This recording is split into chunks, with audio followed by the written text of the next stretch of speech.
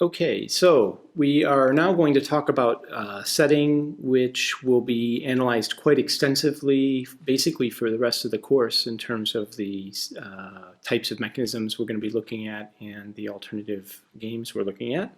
And in particular, what this is known as is a setting with transferable utility. And what's looked at in these settings are situations where what people have what's known as quasi-linear preferences. And the idea, before we get into the formal definitions, is that there's something like money, some transferable good that we can move back and forth between agents, and we know that how much that's worth to them, and we can trade that off versus utility. And that gives us a nice sort of private good that we can move back and forth, sort of payments in an auction or payments, contributions to a public good, and we'll assume that that translates directly into some utility numbers. And the importance of doing that is it's going to give us a lot of power in terms of aligning incentives by making people's payments encapsulate the externalities that they're imposing on others in terms of decisions. So once we have transferable utility, it'll give us a lot of power in designing mechanisms in terms of making sure we basically can price everything, and we can figure out what kinds of prices people should be paying to change one decision to another decision, and that's going to be a very useful tool in designing mechanisms as we go forward.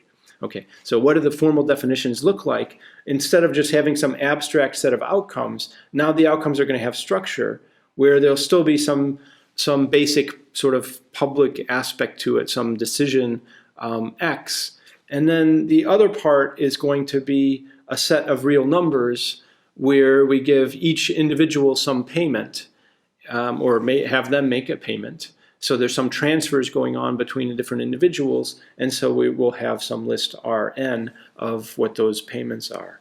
So in this particular setting, when we have quasi-linear preferences, so people have quasi-linear. So here, what we're going to have is things are going to be linear in this second dimension. So we can think of an outcome now as being a list of what's the public decision, some X and X, and then also some P, which is going to be a P1 through Pn of what those payments are. And a given individual's utility for the outcome can be split into a utility function which describes how they like the x's, and then also they subtract off whatever payment they're making. And that payment could be positive or negative. So it could be that they're paying something to into the society as part of the outcome, or it could be that they're receiving payments. And these payments are going to be very important in designing efficient mechanisms, designing mechanisms to align people's incentives with what we'd like. Okay, so quasi-linearity gives us a lot of power. You can see where the quasi-linearity, where's the linearity part of this? The linearity part is that the preferences are always just moving linearly with whatever this payment scheme is, whatever the money dimension is. Okay, so when we start talking about mechanisms in this world, then we can split the mechanism into making a choice. So it's going to choose something. So I've got our outcomes are equal to X cross Rn. So what it's doing is it's first of all going to make a choice out of the X, and then also have payments in Rn.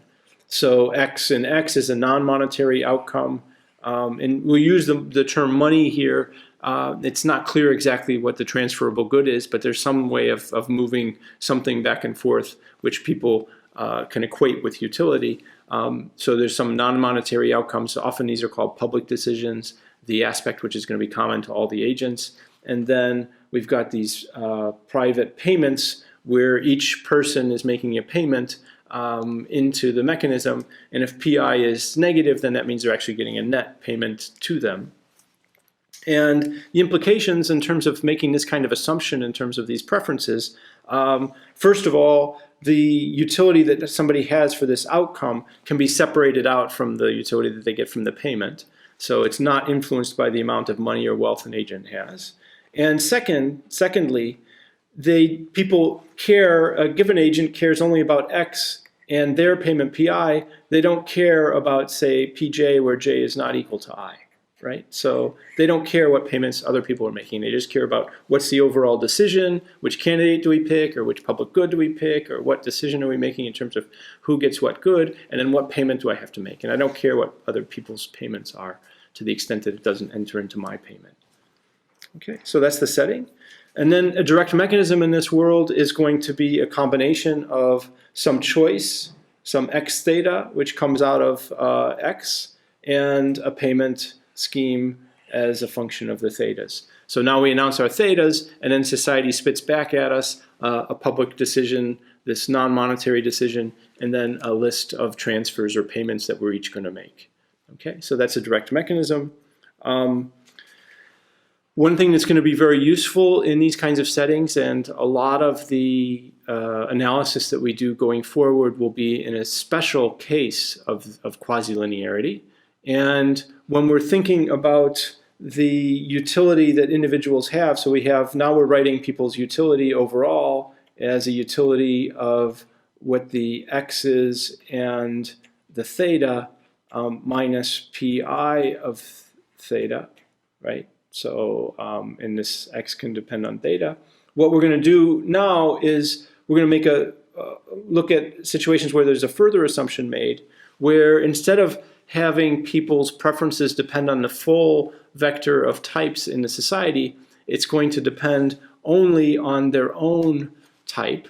So we'll say that preferences have private values or satisfy conditional utility independence if a particular person i's utility function depends only on theta I. Okay, so the utility for this overall outcome does not depend on anybody else's type. It only depends on my own type. So that means that once I know my own theta, I know everything about my preferences. And what this rules out is things like investing in a stock where I'm not quite sure what the value of that investment is. I don't know how well it's going to pay off. And other people might have information that would be very valuable to me. That's ruled out here. Once I know my information, I know everything I need to know about my preferences, and nobody else's information enters into that preference calculation. Okay, so if we're talking about a particular candidate, I know whether I like this candidate or not. Or if it's a public good, I know whether I want that public good bill. So what's nice about the private good setting is now instead of just thinking about theta i's, we can think of just people just telling us what their utility function looks like. So we can think of the private information they have is just a valuation function, vi of x, which is equivalent to this ui of x of theta I. So the theta just becomes telling us what that function is. Okay, so agents have a valuation function, which is basically the value that they have of any particular allocation x. Okay. And so then when we start thinking about direct mechanisms, we can think of the space of individuals that the private information individuals have as these VIs. So in particular, everybody can tell us instead of a type, they tell us now their valuation function. And the standard notation we'll use is that people will tell us some v hat I, which might be a lie. I mean, so dominant strategy mechanisms might not always exist. It could be that people are going to tell us some alternative valuation function instead of the true valuation function. And so we can look at when is it that they're going to want to tell us their true valuation function. So now we ask people, how do you value these different alternatives? And under this private value or conditional utility independence condition, they know their own preferences, and they can tell us what that preference function is. And then we can look at mechanism design and ask it, when is it that possible in now this quasi-linear world with these private values to get people to truthfully tell us what their preferences look like.